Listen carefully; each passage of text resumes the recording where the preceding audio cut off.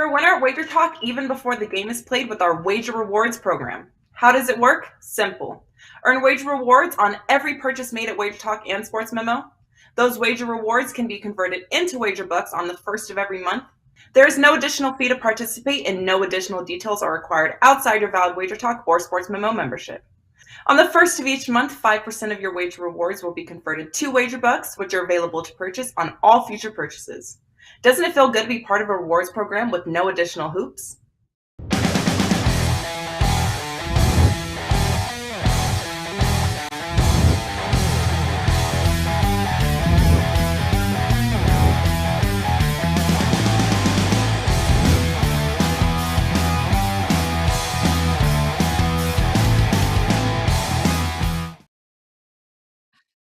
Welcome to WagerTalk TV. This is Stoppage Time. I am Carmine Bianco. This is another EPL edition. We are going to cover three games on the weekend, three big games, Chelsea and Man United, which is probably the featured match of the weekend, Tottenham and Newcastle, and then we're going to finish it off with Southampton and Arsenal.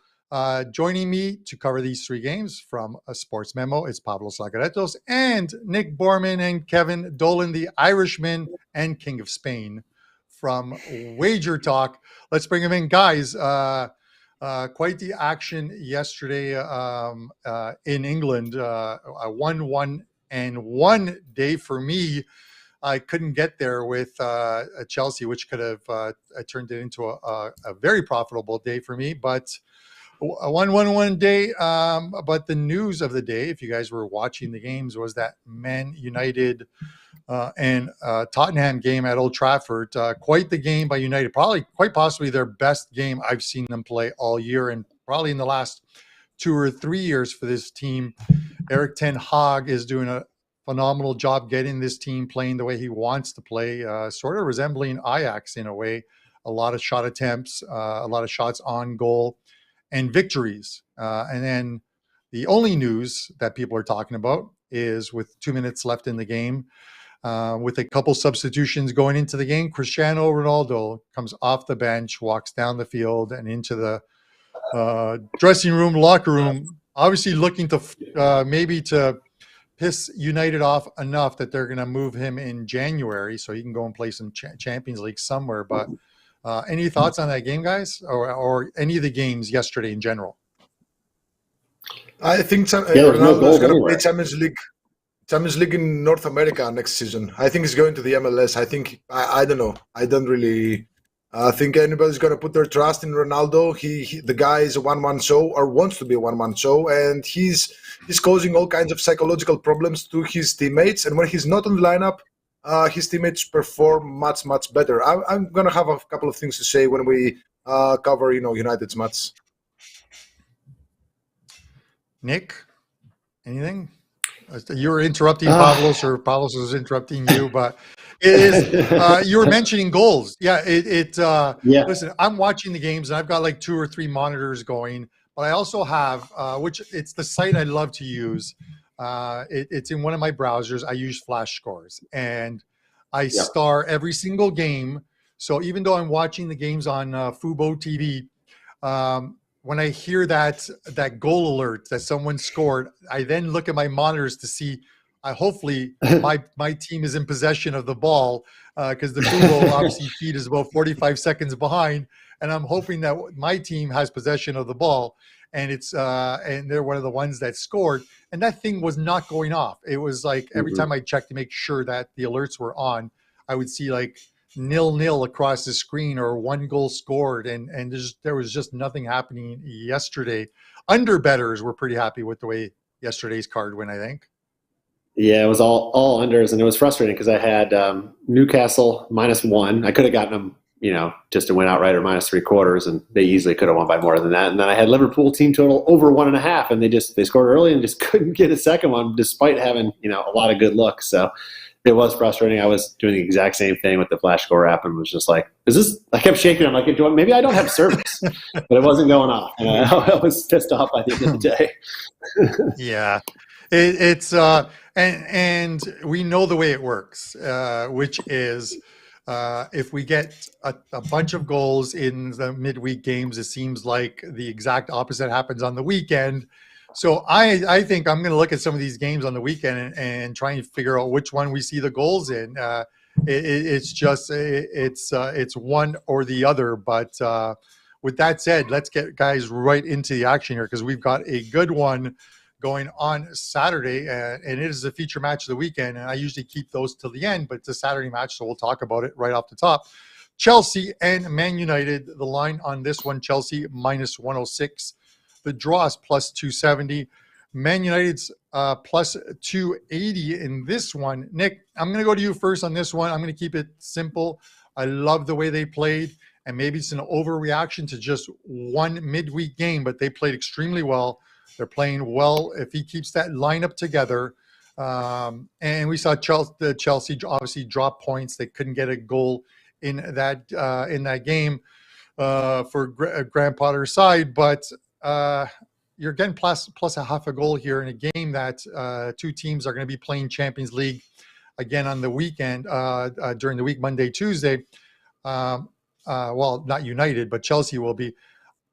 I tend to want to take the plus half a goal here in a game that United could win or could very well end up in a draw. So I'm going to take the plus a half here, lay a little bit of juice, and take Man United.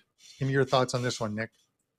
I can't disagree with your thought too much. I was quickly thinking the opposite, only because it's like, you tend to see an up and down or a zigzag type of effect in these performances. And all right, Chelsea couldn't win on the road at Brentford, and United looked dominant against Tottenham. It would not surprise me to all of a sudden see Chelsea just dominate this game and take control of it without too much problem, just because it's, a lot of times we see that in matches that just between, in back-to-back matches. So, but I can't ignore how well United looked, and it's hard to want to kind of jump right in front of them immediately in the next game. So I just avoided the side personally in this one, and I think under is how I want to attack this game. I mean, both defenses have been playing very, very well. Chelsea now on a run of 5 straight games without conceding. United even on a run of 3 straight games without conceding. Chelsea, they didn't score, you mentioned it obviously, but they did continue to play good defense. Brentford only put up 0.56 expected goals in that game. And both teams are trending in the right direction after poor starts to that season. And I think a lot of it has to do with how they're playing on the defensive side of the ball. We know how these teams started this year. They're battling for that top 4 position right now, but it's the defense that's really doing the job here for both of these sides. Chelsea, if you look at some of their numbers this season, it's like they rank mid-table on everything, but the one thing that they're still doing pretty well is just volume of shots that they're allowing. And I think, their season-long numbers versus, let's call it their last 4 games, or at least since Potter got there, is a lot different than it was with Tuchel, as manager. So it's a little bit, I guess you want to take a little bit of asterisks on some of the season-long numbers when you look at them. But this series has played out to a low scoring. I don't see a ton of action here. I think it's going to be very tight. Both teams want to win out of this game. They're battling for top 4. I think you're not going to see a lot of action on either end. I think it's going to be a lot of midfield action in this game without too many chances either way. So I think it's going to be tight. I think under 2.5 is going to be that way. Each of the last 4 meetings, the last 2 years, have finished under the total. Coincidentally, I'm sure Pavlos will hit on this with correct score stuff. Both last year finished 1-1, and both 2 seasons ago finished 0-0. So 4 straight draws with these teams, all finishing under this total. So interesting trend to pay attention to, but I think it's going to be tight in this game. Yeah, Nick Borrman, a wager talking. Nick, I agree with you, and in talking about the form as well too. United started with, and then I'll go to Pavlos next on this one. United started with a couple losses to begin their season, but since then they are 6-1-1. The one loss coming to Man City, where they allowed 6 goals in that one. They've only allowed 15 goals throughout the season. You draw a line through that City one, who are putting up teams 5 or 6 goals on every single team, and they've only allowed 9 goals in 9 games. That is pretty good, I would believe. Pavlos, I know you have a few thoughts on this United team. Give us, let us know where you're going with this one. Okay. First of all, yes, Nick hit the nail on the head with these draws, and you as well, Carmine, because you proposed a draw here. As Nick said, each of the last 4 and actually 6 of the last 8 EPL matches between the 2 sides were draws. Each of the last 5 matches in the EPL between the 2 sides went under 2.5 goals. And looking at how these 2 teams have played recently, I just don't see many goals here. Chelsea, they're using Kepa as their starting goalkeeper. The guy is, he had a rough career in Chelsea, especially back then when Sarri was the coach. He had a fallout with the coach, and he was in the doghouse for many, many years. But now he's been giving the starting nod, and he's been producing very, very well. He had 5 saves against Brentford, 7 saves against Aston Villa. I think he is the main man to congratulate for Chelsea keeping so many clean sheets lately. And Manchester United, of course, they're coming off 3 consecutive unders, one with Ammonia, one with Newcastle, and one with Tottenham.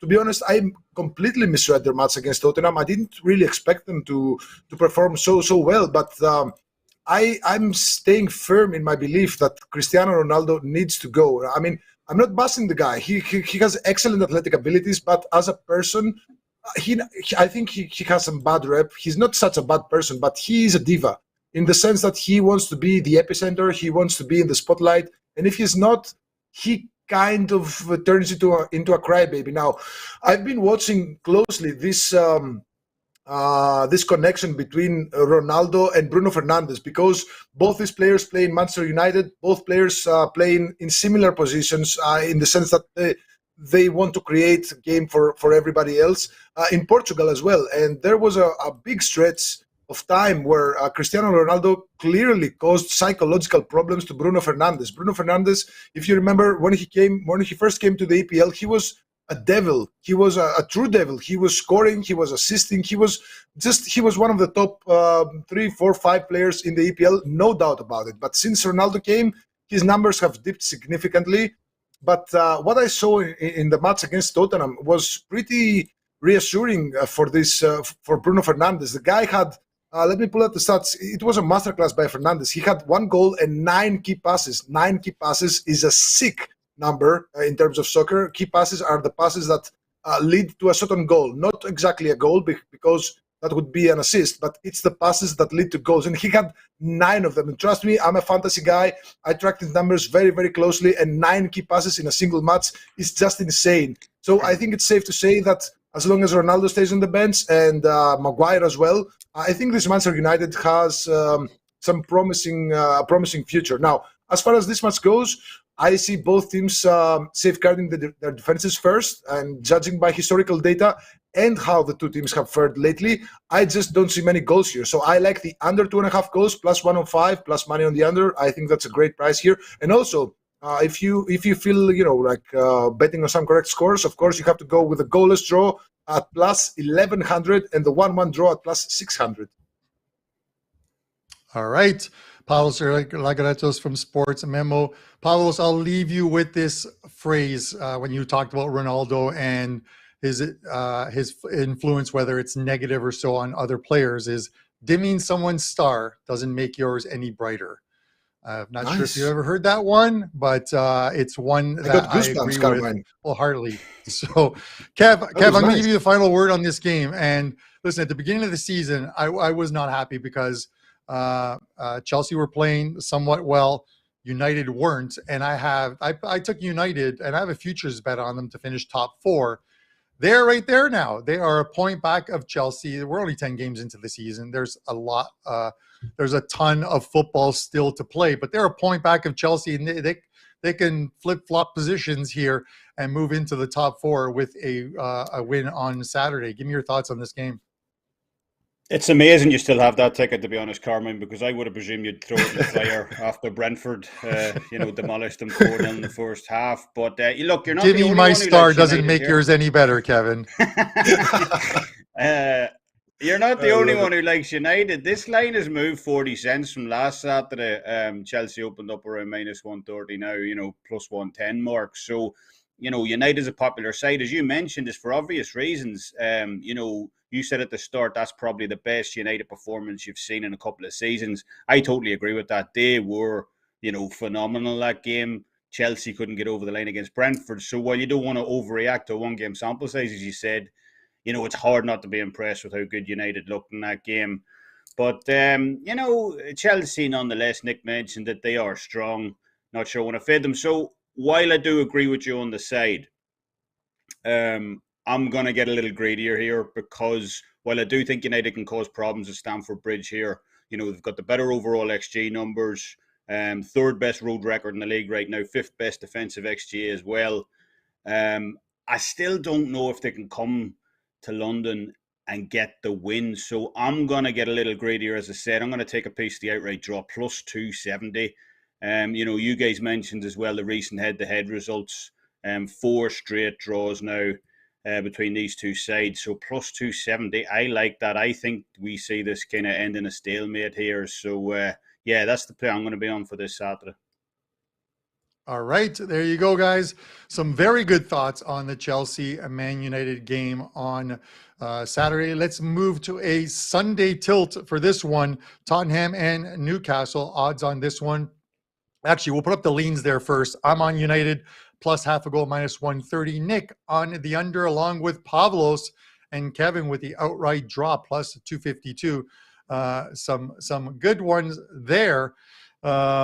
I think we can all hit with a 1-1 draw.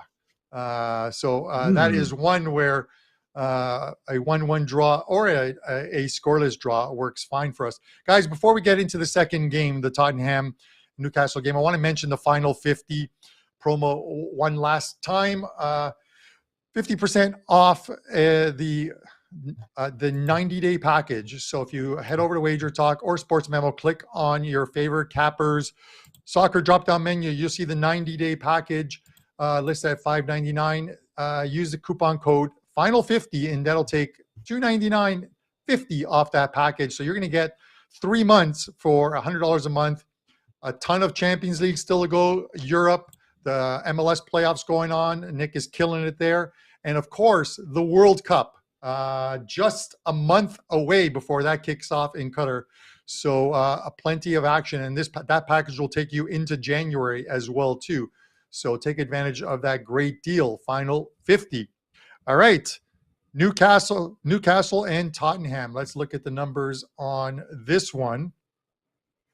Tottenham minus 109 in this one. The draw is plus 273, and Newcastle plus 287. Kev, I'm going to go back to you on this one, and it's much like I took United off of that great performance.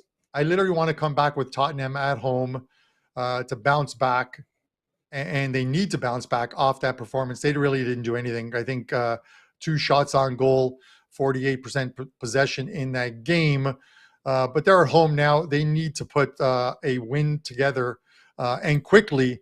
But they get a tough Newcastle team who are tough to break down. Still, the price is right here, minus 109. And that's just because how tough Newcastle is. We saw them go to Old Trafford and a scoreless draw there. So they're playing well and picked up a win yesterday. But the Spurs minus 109 at home, it's tempting me. I'm going to fall for the banana in the tailpipe and take Tottenham minus 109. Give me your thoughts. I agree with you, but, there are some concerns for me with this Tottenham team. They just haven't found the gear they need when they're facing the big boys in the league. Wins against Everton, they got the win against Leicester, Fulham, and so on.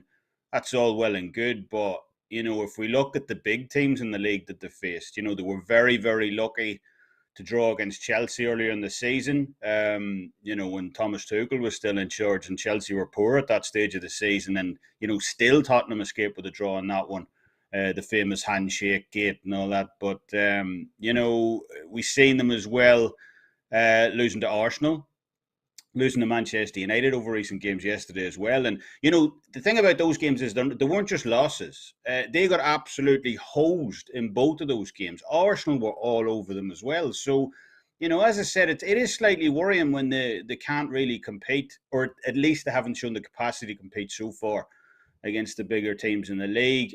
Brighton remains their best win of the season so far. And, while you wouldn't put Newcastle quite into that, top tier elite bracket in the league just yet, they are making all the right moves. They're definitely heading in the right direction on the season. But, saying all that, I still like Tottenham myself in this one to get the victory at home. Tottenham rank as the third best home team in the league this season. They have the third best defensive XG as well. Second most defensive shots per game at home, behind only Manchester City. They're tied for the most shots on target per game at home. So there is a huge home-road dichotomy between this team. And they play a lot better. This is a Tottenham team who, as we said, when they're at home, they're just a completely different beast to the road form. And each of those three results you just mentioned as well against Chelsea, Arsenal and United came on the road. So that might be another difference maker here as well. So I do think this is a tricky game. I think, Newcastle represent their toughest date in North London so far this season.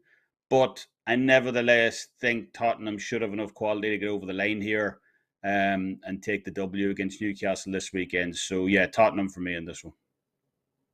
All right. Love it, Kev. Good luck to us. Pavlos, I'm going to go to you next. The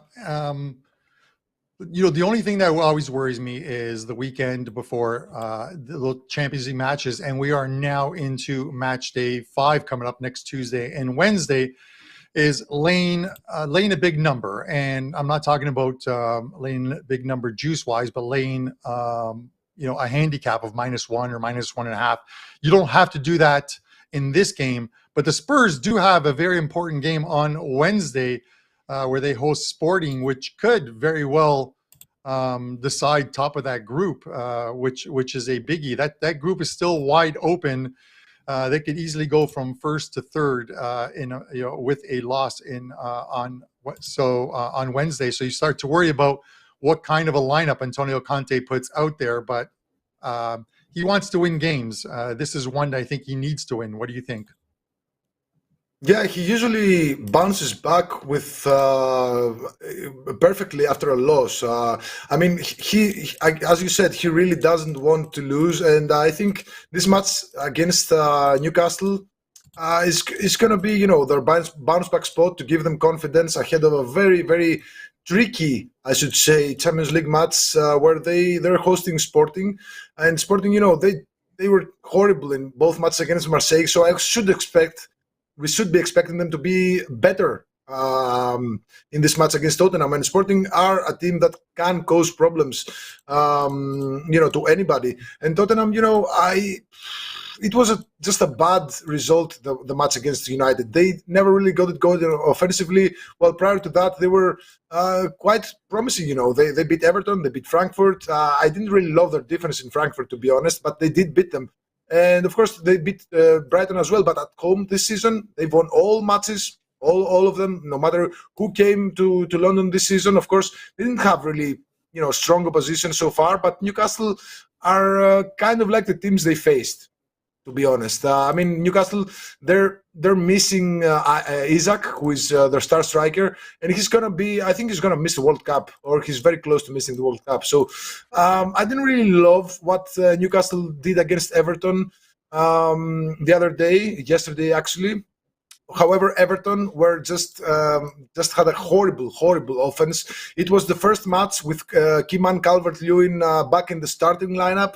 The guy is really rusty. He had, again, because I'm a huge fantasy guy, he had a horrible match. He had, I think, 3 offsides, 5 dispossessions, a yellow card. The only positive that he contributed to the match was a header, an aerial, nothing else. So what's going to happen when, Son, Kane, whoever Conte deploys up front, Son, Kane, Perisic, I think Kulusevski is still out, but still, this is a scary Tottenham offense, especially at home. They've scored 2+ goals in all matches but 1 against Wolves, who have a very, very solid defense. And Newcastle on the road, they've only beat Fulham, and I don't really think they're gonna be competitive here. So I like the plus money. Actually, it's still plus money on Tottenham to get the job done here. Yes, it's a tricky match prior to a Champions League match, but Conte is a mastermind. He knows exactly how to fire up his people. He knows exactly how to take advantage of the home ground. And his next match against Sporting is at home. So he's going to have to keep his players happy, the fans happy, everybody's happy. And then a win against Sporting will see them through to the next round. So starting on Sunday, I think this is a match where Tottenham should get it. Yes, the price is nice, juicy plus 105. So I like Tottenham money line as well here.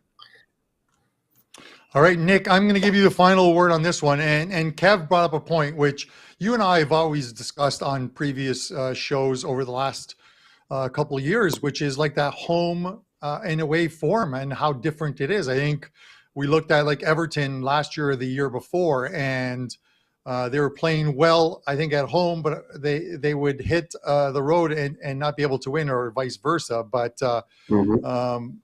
Tottenham's in that spot right now. Give me your thoughts. Yeah, I kind of look at this similar to what I mentioned in the last match, the Chelsea game, United game. It's easy to say, oh my God, Tottenham looked like crap against United, and Newcastle looked very good against Everton, which was expected. Everton stinks. So let's grab the head start on Newcastle and call it a day, which is tempting. But I agree with a lot of what Kevin and Pavlos and everybody's been saying about, Spurs at home are tough. And, I don't expect them to have another flat game here. I expect them to come out and play well and likely walk away with a win here. So I'm a little bit torn on the side. I'm going to avoid that and play, both teams to score as an option here instead. Before, I guess it was last Thursday's show, before that weekend game against United, I was touting Tottenham, not being held off the score sheet all season. Of course they're going to score, and then they go out and they get blanked, and there goes that. But I see this as a good bounce back spot for them, and they're going to make their adjustments to get back offensively what they lacked over the weekend, over in midweek. So I think Tottenham will not have a problem here. I also don't really trust their defense fully. Newcastle has played to 3 0-0 draws, believe it or not, this season. But besides that, they scored in every other match, and they've proven capable of scoring against the big boys. The recent trend between these teams is also that both teams find the back of the net, which has happened in 5 straight matches. So if we look at along the season numbers for Newcastle, they're getting plenty of chances. I mean, they're right there with the big guys in the league as far as creating chances in matches, and there's no reason to think they won't get chances here. I'm not saying that necessarily I want to play their side. I think Spurs will get their plenty of chances too. So I just think there's going to be some action both ways. I think both teams are likely to get on the scoreboard here. The price is not too high on both teams to score. So I'm going to look at that angle and play that and not care who wins. Mm-hmm. Oh, not care who wins. You took that line. I was about to use it for the next game, Nick, which we are going to get into right now. But let's look at the recap. For this Tottenham game, I am on Tottenham, as is Pavlos and Kevin. Nick is on both teams to score. So 2-1 Tottenham gets us all there, I think. There you go. That's that would be a good score line. Okay, guys, final game also goes on Sunday. This is Southampton and Arsenal. Let's take a look at the numbers on this one. Southampton plus 453. The draw is 327 plus 327. Arsenal minus 173. Those are the openers on this one. Pavlos, I'm going to go to you first on this one. But before I do, I'll just give my thoughts. I'm looking at the under here. The total's listed at 3. You've got Arsenal playing today, Thursday, of course, in a makeup game for the Europa League. Then they've got the Sunday game. Then they've got to go right back on Thursday. 3 games within 7 days. You've got to figure Arteta is going to manage this lineup. I think the weekend game is important for him because he wants to keep that Premier League, top of the league mojo going with this side. But I think they would be perfectly happy with a 1-0 or 2-0 type victory. They are a goal favorite on this one. I don't want to go any further than that. I think we see some lineup alterations on the weekend. They'll be happy to grind out a low-scoring win. I'm going to go with under 3, and I don't care who wins. Pavlos, give me your thoughts. Nice. I love that play. I love that tagline. And I'm pretty much, I feel the same way, Carmine, because, Arsenal on the road, they played 6 matches, 2, 4, 6, 7 matches, and they've get 5 clean sheets. They only clean sheet against Zurich in the Europa League. And, of course, 3 goals against Manchester United in the EPL. But they've kept clean sheets against, mediocre sides in the EPL. And Southampton are a mediocre side in the EPL. Yes, Southampton, they've only failed to score in 1 of their 5 home matches in the season. But who did they score against? West Ham, Everton, Chelsea, and Leeds. So this Arsenal defense has been really, really good this season. And Arteta is just having a blast with this Arsenal side. Of course, the addition of Gabriel Jesus solved a year-long problem Arsenal had up front, and finally, some of their defenders finally stick to them because, each and every year they get 2-3 promising defenders, most of them fail. They send them back to Marseille or Sporting or whatever. But this season, they have a really nice core of young players infused with some experience, and I think they're destined for great things. And we've seen that so far, leading the Premier League and on the brink of qualification in the Europa League. Who, by the way, they as you said, Carmine, they do have a match tonight. I do have a 4% best bet tonight on this match, and the congested fixture is surely gonna. Arteta is not. He's not a schmuck. He's not an idiot. He knows exactly. He was a student of Pep Guardiola, the mighty Pep Guardiola. So he knows exactly how to handle weekend matches prior to a midweek match. So I don't see a lot of goals here. I think 3 goals is the absolute maximum in this occasion. I wouldn't be surprised, to be honest, by a 1-1 draw or something like that. But if Arsenal score one, maybe score a second one, I just don't think this is I don't even think they're going to lose here. But I'm not going anywhere near the money lines or the spreads or whatever, because I think this is a tricky match for Arsenal. Even a draw would keep them at the top spot of the EPL, so it wouldn't be catastrophic. That's why I'm just leaning away from picking a side. But I like the under 3 goals here. As I said before, they don't really concede a lot of goals on the road. Southampton, yes, they score at home, but against the bad teams, I see this as an easy under 3. I mean, worst case scenario, it's a push, so it's essentially a free hit. All right, Pavlos. Nick, I'm going to go to you on this one. And what Pavlos said is kind of how I feel on it. I think the worst that could happen here is a push. It landed on 3. You look at Arsenal's 5 games thus far away from home, 4 wins, 1 loss. That 1 loss against Man United on a Monday, I think it was on a Monday. That's their the only time in which they've allowed a goal on the road. They allowed 3. All 4 wins, clean sheets for them. And then you look at Southampton, other than their first game at home, their first home game of the season, they've been 3 or under in every single game. That first game was, I think, a 2-2 draw. So can we even get over 3 in this game, or are you looking at a different angle in this one? I am looking at a different angle, but I don't disagree with the underplay here. First, the best part about Pavlos' breakdown is the fact that he's mentioned the teams that Arsenal has faced, and he's putting Chelsea in the same category as Everton and Leeds, which I think is just hilarious. But listen, let's take a look at the numbers here for Arsenal this year. It's hard to want to jump in front of that train. They are, I think that's the wrong graphic on the screen, but if we put up the Arsenal one, they rank 2nd or 3rd in every major category this season. Their offense is fantastic. Their defense is even better. And they just look scary. I don't want to get in front of them. But -1 goal, I don't think it has a ton of value on there.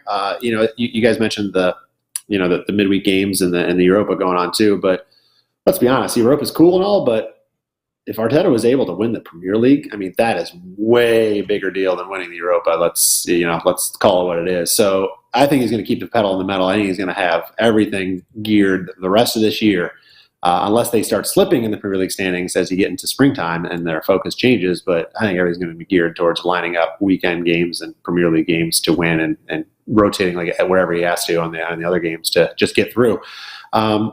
That being said, like I said, I don't know if there's a ton of value in the -1 handicap line on the road here. One other angle to attack Arsenal is that they've been getting off to very, very fast starts. So they've won 9 of their 10 games. In 7 of those games, they've led at half. So you can get Arsenal money line right now, the first half at a small plus price, about 105. And I think that's a great way to go. Everton have proven they just can't score. They don't get off to fast starts this year. And against all the big boys, they got that 1 win against Chelsea, but Pavlos told you the caliber of Chelsea this year and with who he compared them to. But against the rest of the big boys this year at home, they lost to Spurs, United, City, and I think the Gunners have no problem making another. So I think the Gunners win, and maybe it's just by 1 goal. So I like the first half to perhaps just come through and cash easier. So money line first half, Arsenal plus 105. All right. Plus 105 for Nick. Cav, I'm going to give you the final word on this one. It's Arsenal. We somehow end with Arsenal as our final game. And you and I sometimes are like, it's like we're playing Jenga. and it's like the pile is this high, and neither one of us wants to pull that Arsenal peg out because we're figuring it's going to fall over at some point. But yet they just keep on winning. They're top of the league, and they've only lost one game thus far. Where are you going? Are we continuing to play Jenga? Yeah, I mean, look, we all know it won't last. For anyone who's watched Arsenal over the last 2 decades, maybe even 3 decades, I remember the Ian Wright days back in the 90s as well. You know, I mean, the Invincible era, like, I won't get into that, but, like, definitely over the last 15 years, yeah, the Jenga's happening, definitely. But I think we're reaching a tipping point with this Arsenal team right now in terms of value. You know, take nothing away from them, obviously. You know, Nick mentioned the results and stuff and their data. They're finding ways to get it done. But at this number, you know, if this is going to be the consensus kind of moving forward with this team, I'd rather be opposing Arsenal from this point forward than backing them in these types of spots. You know, we look back at the last head-to-head between these two back in April in this very same venue. Arsenal were going off on that one at around a -110. They ended up losing that game as well, 1-0 to Southampton. And now they're up at a -175 or whatever it is. That is an absolutely massive jump. And it's not because of Southampton either. You know, the Saints were 12th in the league back then. Now they're 14th. So this line move is 65 cents on Arsenal, you know, and the other factor is, you know, they have that Europa League top 2 clash as well on deck tonight as well against PSV Eindhoven. Back in that clash in April, they had a full week off to prepare, a full week's worth of rest, and they were still only -110. So, you know, don't get me wrong, Arsenal have done terrific to start the season, but, you know, you're talking about a short week, you know, on the road, coming off a short week. They have to win this one by 2 or clear goals as well to cash. 65-cent line move. I think there's no value at this point taking Arsenal. And if I'm pulling the trigger on a team here, it's going to be Southampton plus a full goal here. So, yeah, this might be a play that well ends up making Mike Yard this weekend. All right, Kevin Dolan, WagerTalk.com, and let's have a quick look at the leans in this game, and then we'll get into our best bet segment, where we give out 4 plays on the weekend. So I'm on under 3 in this one. Nick has Arsenal money line first half. Pavlos with the under as well too, and Kev with Southampton getting a goal. So Arsenal 1-0 at halftime and a 1-1 draw, and we're all happy, I believe. There is a way for us all to get to the to the window on this one and cash a ticket. So all right, Nick, nice. I'm going to go to you first with your best bet. You're going to an MLS playoff game. Tell us what you got. Yeah, we got the playoffs going on right now. This is Thursday, so the number 1 seeds are playing the night. But this one I'm looking at is the Sunday match. You got the Battle of Texas, Austin and Dallas. Regular season, Austin, their games average 3.35 goals per game, 4th highest in the league. 21-13, both teams to score a record. At home, that average is even higher, 3.82 per goals per game, which is the highest in all of MLS, and a 12-5, both teams to score a record, including 10 of their last 11. So it's really been ramping up as the season's gone on. They picked up right where they left off in that first round game, 2-2 draw against Real Salt Lake before advancing on penalties. Dallas, I was on them in the game against Minnesota. They played great. Unfortunately, it ended up in a 1-1 draw, but they moved on penalties themselves. They put up 1.64 expected goals to just 0.25 for Minnesota. Their expected goals on target, which measures the chances of their actual shot. So it's a post-shot measurement. Expected goals is a pre-shot measurement, but this was they were up to 3.35. So their chances were very good, and their actual shots were even better. It's just their Minnesota's keeper was spot on that game, so they very well could have scored multiple goals there. But that should keep Dallas's confidence high for this game. And these teams have tended to play some high-scoring games. Each of the last 4 have seen both teams score, and 3 of those have gone over 2.5. So I'm going to play the combo. Right now the total's at 3, so I'm going to buy down that total by pairing both teams to score and over 2.5 goals to get that about -110. So I think this is going to be a fun match. You know, playoff games tend to be a little bit tighter, but I don't think Austin knows how to play that way. So I like goals here, and both teams to score and over 2.5 is the way I'm going. All right, Nick, I'm going to go right back to you, Nick, just for a quick second here. Tell us what you got up at Wager Talk, not only for today, but for this coming weekend as far as MLS playoffs or anything else. Yeah, thank you. I have an MLS play going for tonight in those number one seed games this evening. Hopefully Philly comes through. I'm a Philly fan, so hopefully they pull through. And I'm holding a season-long future on Philly as well, so hopefully they'll pull through. But I do have a play on one of tonight's games. And this weekend, I do not have the MLS plays loaded yet for the Sunday games, but I will have them up by end of day today. But I do have a couple Premier League plays already loaded up on the card for the weekend. All right. Best of luck. Pavlos, I'm going to go to you next. You've got a best bet, and it's coming from Italy's Serie A. Tell us what you got and what's up at Sports Memo. Yeah, at Sports Memo, I have a 10% EPL Monster going live on Saturday. I rarely release 10%, but this is just an amazing spot for me. I've been doing a really good job with this 10% and 5%. For tonight, I have a 4% MLS best bet. I have a 4% Europa League best bet in the match between, of course, Arsenal and PSV. And on Sunday, I have both teams to score of the week. Don't care who wins. It's a play from the La Liga. So I have more plays loaded. I still some lines are not available. I have 5 plays in my short list that are going to be loaded as soon as the lines come up. But first, I'm going to give you guys a free play from the Serie A on Sunday between Roma and Napoli. Now, I'm going to go with Napoli minus a quarter goal here at plus 110.